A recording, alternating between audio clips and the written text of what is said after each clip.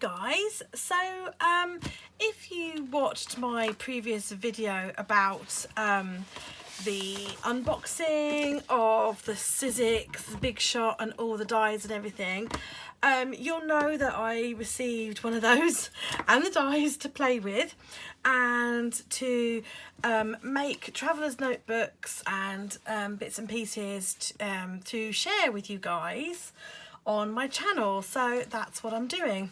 I'm a very amateur paper crafter.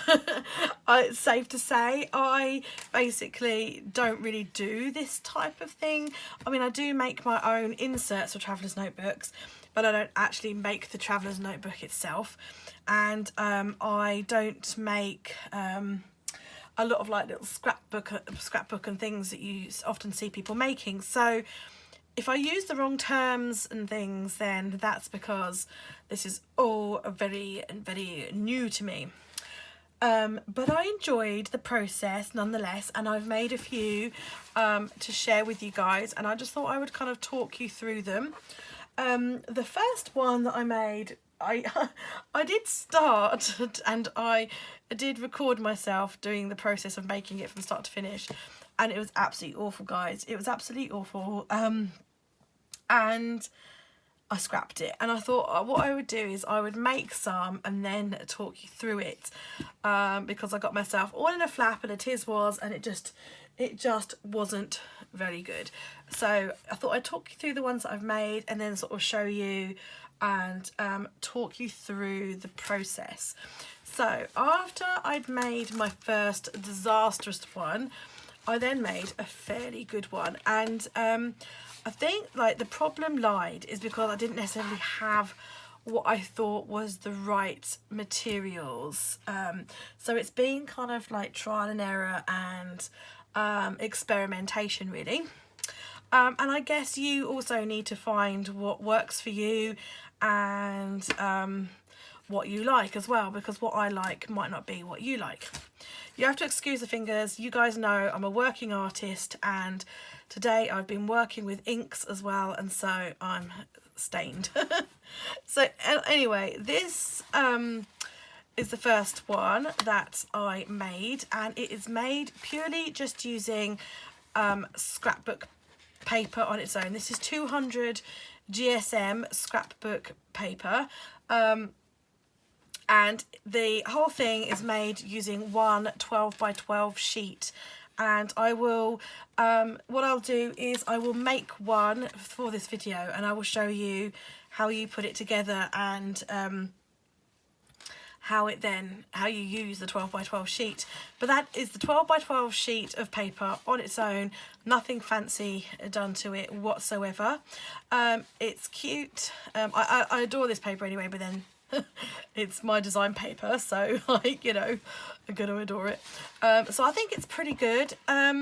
It's so far it is standing up to, I haven't actually used it, it's got a couple of inserts in there from Webster's Pages, but it's so far it's standing up pretty okay. It has been on a pile with my other ones, and it has gotten a little bit squashy. So I think it's difficult. As I say, it totally depends on what like look and type you like, because in traveller's notebooks in general you can buy ones that are crispy, you can buy ones that are soft and foamy, and everyone's got their own kind of thing. It's owning a traveller's notebook is quite a tactile experience, so you know, you have to find out what works for you. What I will say about one that's made just from paper like this is at the moment it's okay. It hasn't been out of the house, it hasn't been chucked in a bag or anything, and I think that in doing that, I think it's probably going to get quite ratty, quite dog-eared.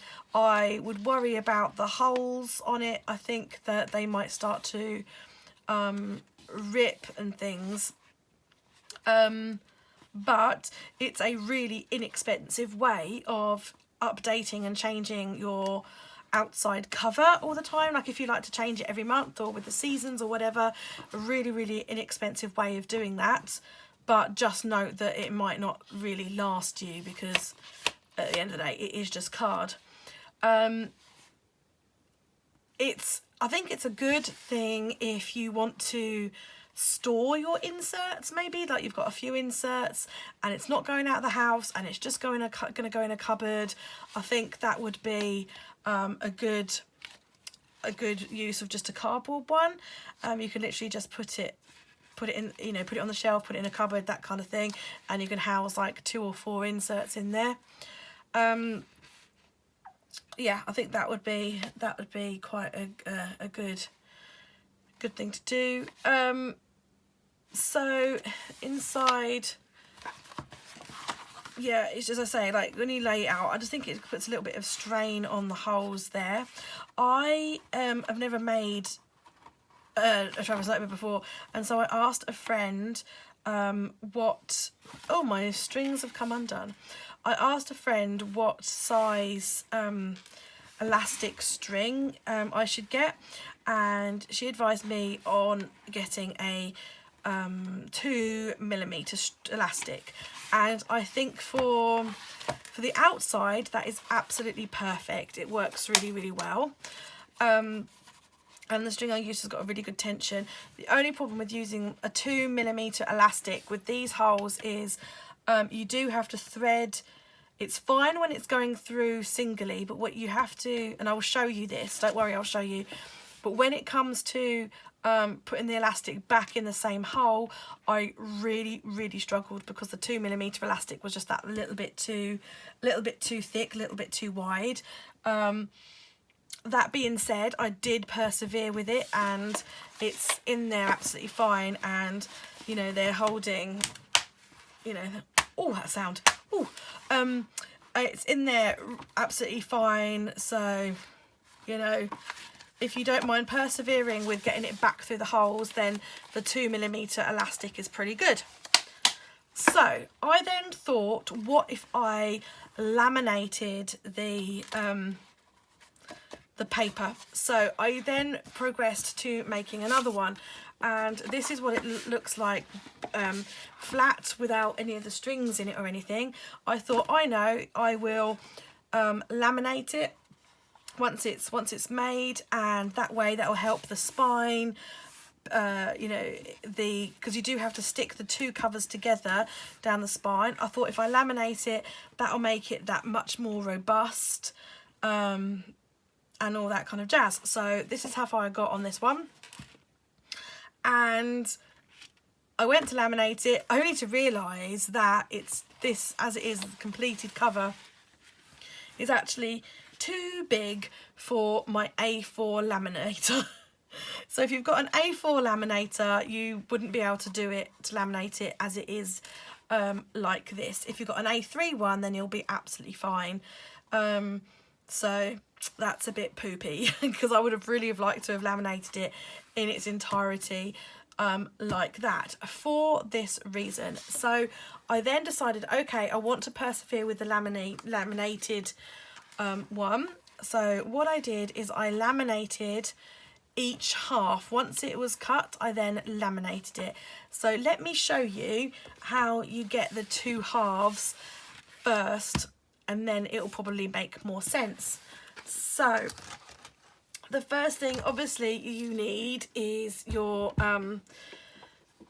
big shot, so it just folds out like so. You need your extended cutting mats, so you need both of those, because there are 2. You do make a sandwich with it.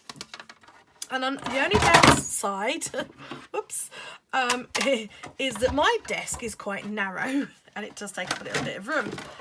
So let me move that out of the way a second. Sorry, all fingers and thumbs. So you put your first cutting mat down, then you put your die down, and then it's a case of getting your paper. So this is 12 by 12 paper, and depending on which way your design is, obviously, because you need to bear that in mind, whether if you've got writing or a pattern that goes in one way, you may need to just do a little bit of an experimentation with it first. I don't really have that issue. This paper is kind of pretty generic. So this is another one of mine. I just grabbed a load of different papers of mine. So I just fold the 12 by 12 in half and lay it on top of the die.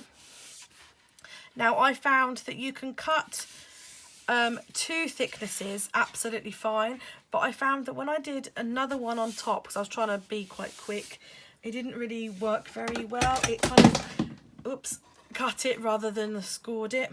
I'm not worried. At the bottom of the die, you do have a few like journal spot type things and a different binding. I'm not worried about catching those, so I'm not, you know, doing that. So you just lay it in there like a sandwich, put the other cutting mat on top, and then you get your big shot. Oh, it's heavy, that thing is really heavy. And then you just put your sandwich through and crank the handle. It does make a few cracks and clanks and things, which I have watched a few YouTube videos on people who have made these and things, obviously, because, oh, there you go, there's those cracks. Because I'm new to this, I wanted to make sure that I was doing it okay. So I did go and look at some people who are a lot more proficient in the art of making these than I, just to check that that cracking noise and all that was okay, and it is. So you then just remove like your scraps and all those bits and bobs. That's the bit that you need if you're going to do a bit of a different closure, but I didn't. It didn't float my boat. So move those out of the way. So you've then got your 2 pieces, which in effect make up the front cover and the back cover of your journal. Now it does score them, which you obviously can't see because it's black card. So I'll bend it. It does score them so that you can make a spine. So you do that with both. Now I did have to watch a couple of times. I don't know if I put too much pressure on, but sometimes it did split a little bit. So it was a bit of an experimentation. It could be the type of paper I was using. And next up, you run a strip of glue or tape, like a tape runner, down only the edge there. It's scored again there, so you only literally run your tape across there, and then you grab your just popping out the holes because the die. So then you grab your 2 covers and you put the 2 edge holes together, which then would make you 3 holes, and then so you put your tape down and then you glue it, and that's your cover. So that is what I was attempting to put in the laminator, and obviously it was too big, so that then meant that I had to laminate my covers separately. So I laminated my front cover, then I laminated my back cover, and then I taped them together, and that produced this one. Now the problem with this, sorry, you probably got a lot of glare there because it is laminated. I did trim it right back down to the very edge, so there isn't really much of a laminate kind of overhang, if you know what I mean. The only downside to this, and I don't know if you can see it, is my tape is coming apart from the seam, so it's starting to peel a little bit. I used the Tombow permanent extra strong tape runner, but it is old. I mean, I've never had any problems with it before, but then I've never stuck laminate to laminate before, and it is quite old, so I don't know whether it's because the tape was old or because it doesn't stick laminate to laminate, but it does keep peeling, so I'd kind of have to keep pressing it together. I haven't done another one because I've actually run out of tape runner now. I didn't realise how much tape I would get through in, I'll just double check I haven't got a spare one in this pencil case. Now, I didn't realise how much tape runner I would get through in making these, so I have run out of tape now. But I wanted to get this video up for you guys because it took me a little while to make it because I had to wait for my elastic to come and everything. I'm happy with this one, apart from the seam. I have to keep pressing it down. That's the only thing I'd say is like the seam isn't necessarily very robust, very strong. I do have to keep pressing it down. Yeah, that's the front. The elastic is obviously a lot better with this one because it's a lot sturdier, it's more robust, so it's kind of holding the elastic a lot better, and it's not rubbing into the sides. I mean, it does help that I have actually got some larger, wider inserts, full width inserts in this one. Again, I had to, because the holes are small, you have to, once you've laminated them, you have to use something like a pokey tool to widen your holes. You know, you poke it through and jiggle it around to widen your holes. And I did, again, struggle to push my elastic through. Again, that's because I had the 2mm elastic, but once it's in here, it's absolutely perfect, you know, not a problem whatsoever. You know, it's holding my books really well and just really like it and everything. And it's not, it isn't pulling on the holes like the other one did. So yeah, I'm pretty pleased with that. So this was, yeah, I'm getting better each time, and I'm pretty sure if I carried on going with it, I'd get better every time. But as I said to you, it's because I am not a paper crafter. If you are a seasoned paper crafter and you're used to making your own little mini books and things, then this kind of stuff's probably like second nature to you. But I often find it useful to kind of have these things from, like, if you're thinking of buying them and you're a beginner yourself, I often think it's quite nice to watch a beginner do this, and then you can work out whether you can do it yourself. So that's that one. Again, I think this would be a really nice idea for storing your inserts, particularly as it's laminated. It's a little bit more robust. So then I went on to making this one. Now, the dies, it says, cuts most chipboard and matte board, and I told you, I'm not a crafter. I don't own these things. I don't know what these things are. I had to ask in a couple of Facebook groups, like, what matte board was. I now have the answer, and I tried to find some online, but the only place I could find was in America. To be fair, I didn't look that hard because I just wanted to get this video done. I didn't look that hard. Hobbycraft didn't sell any either, which is a bit of a bum. I'm pretty sure you could use bookboard if you know, like if you went to like a charity shop or something and bought some old books that, you know, could give them a new life. I'm pretty sure you could do something like that. So in the end, I went to the range. We were out for the day and we passed a range, and I pleaded with John because John hates the range. Like, he's just like, oh my god, you're in there for hours.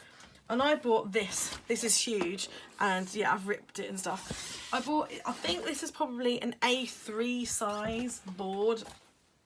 No, not A3, sorry. I think it's an A1. An A1 size board, and the whole thing, the whole A1 size sheet cost me £2.99, so £3, and it was in the range, as I said, and it was in the art section, so that was pretty good. And the machine had no problem cutting it whatsoever. It just sliced through it like a warm knife through butter. But obviously that's plain, and as you can see, this is patterned. So what I did is I covered it in paper, and this thing is so sturdy. It does not move. It is hard. It is thick. It is sturdy. It is not budging. I think the only thing that you've got to look out for with a test of time is your paper peeling that you've like stuck to it. So I did cut the card like the really thick card, board, whatever that thing is, I cut that first, and then I cut the pages. But really quick to use. Again, I used up so much tape runner because I had to do the tape runner for both front and back, inside and out, and the spine as well. So what I did is I covered my two parts, my front cover and my back cover first, covered them first, inside and out, and then I stuck the two covers together. And yeah, the inside is just this blue, like so. I've just chucked some old inserts in here, so just to kind of bulk it out so you can see. I'm pretty happy with it. I mean, you could colour the edges of your card if you wanted to, like ink them or something, but I'm quite happy with it being white. This is a Christmassy themed paper, so I thought, you know, because a lot of people do like to do Christmas planning, I thought this was kind of like a really inexpensive way of doing a Christmas planning if you wanted to do it in a traveller's notebook, because, you know, not everybody can justify buying a buying a traveller's notebook just for their Christmas planning if they've already, you know, money's tight, you know, and it's Christmas and stuff. So I thought that was like a really good way, and because it is card, you could bring that out every year. Maybe over time, I don't know, maybe over time the glue might, I don't know, might start coming apart, but I think that'd probably hold up pretty well. But again, you could always make yourself another one. And again, I thought it was kind of like a really good cost effective way if you wanted to do like December daily but in a traveller's notebook, or any other kind of like memory keeping and stuff. I thought that was pretty cool. So yeah, that's the material I used. I did see a YouTube video where someone had used acetate to make the cover. I haven't experimented with that because the acetate that I've got is like crazy thin. And the person who did this video, she used quite a thick, by the looks of her video, it seemed like quite a thick acetate. The only thing the person said in that video was that with the seam, because acetate is clear, you could see the glue down the edge. So she used some trim, like fabric trim or some flower trim down the spine just to cover that like glue, and that seemed to look, that seemed to work really well for her. So that's my experience. That's how I, got on with those. I will show you how the notebook is constructed now. Okay, so I will show you the construction of the traveller's notebook.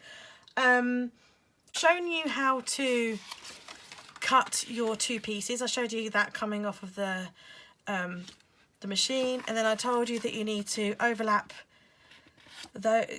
run some tape down there and overlap and stick them like so, and that then gives you this, which I have shown you. So then it's time to string it all up. So this elastic, as I said, I purchased it off of eBay.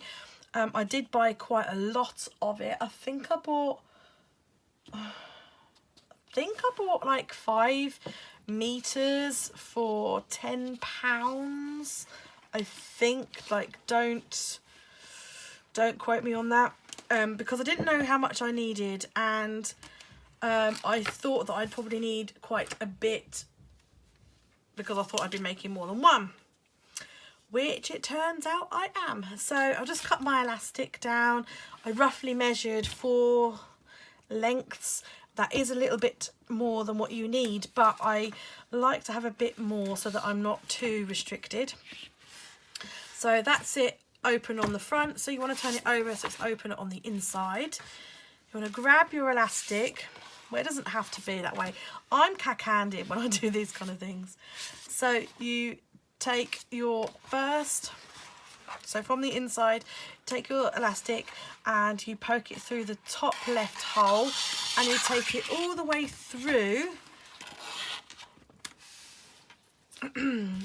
like so, and then you poke it through the bottom hole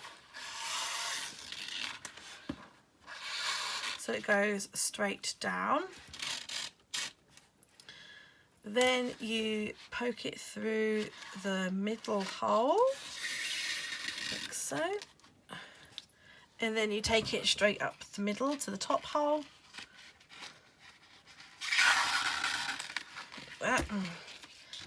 And then you poke it through the top hole on the right.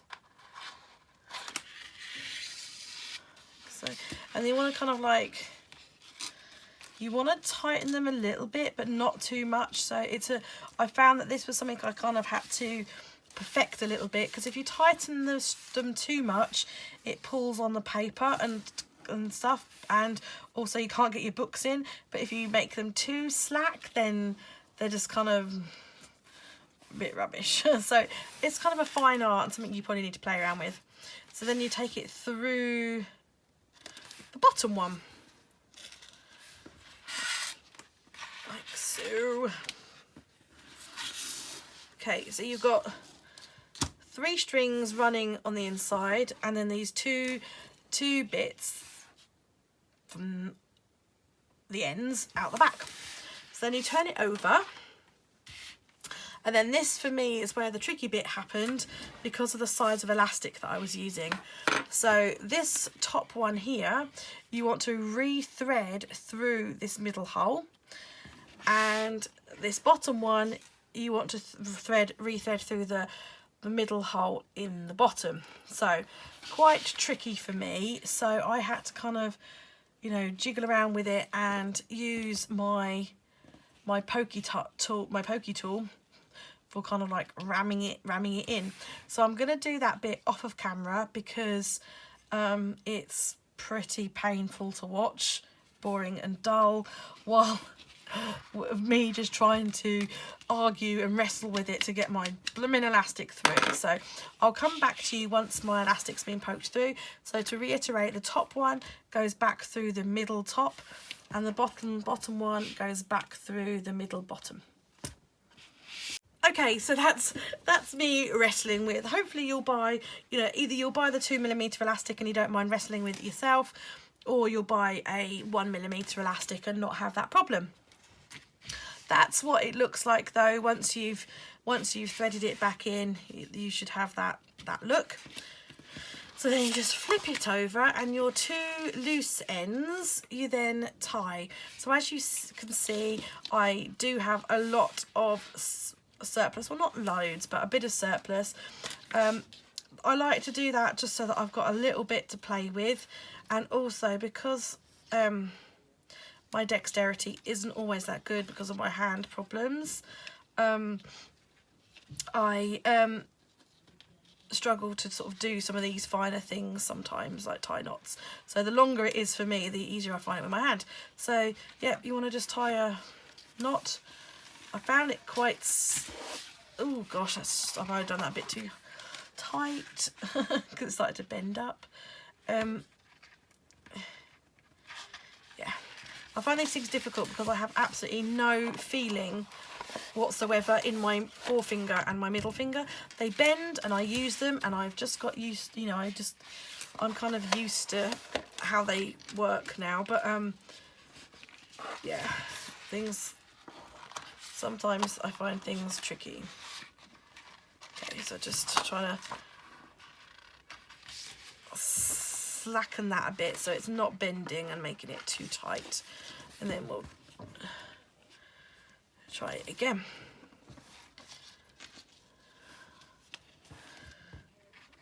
There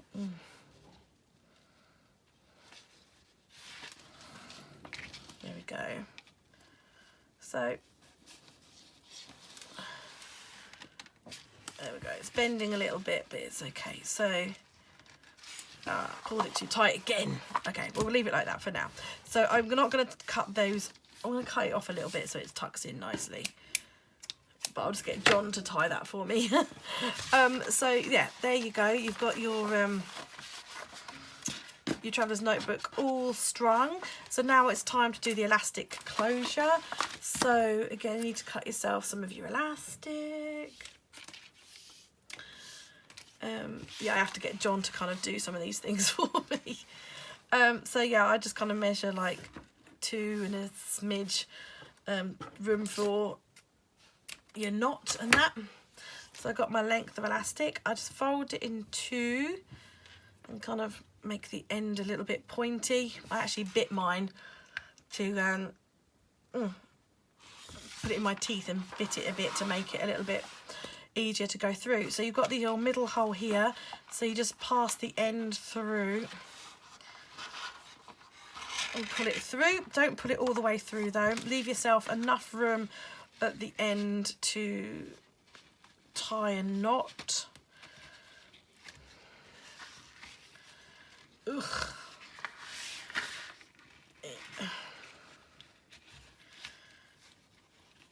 Some cursing does go on. Tie your knot and then you can then put it through. So I will take my books out of this one and show you it's ready for like setting up or anything.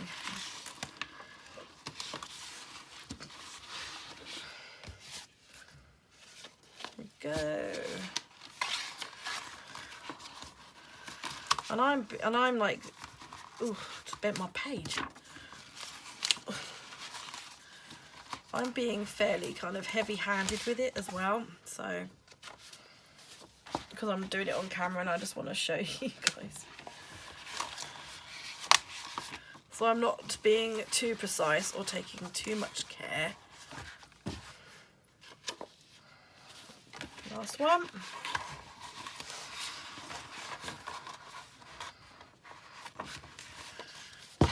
Go.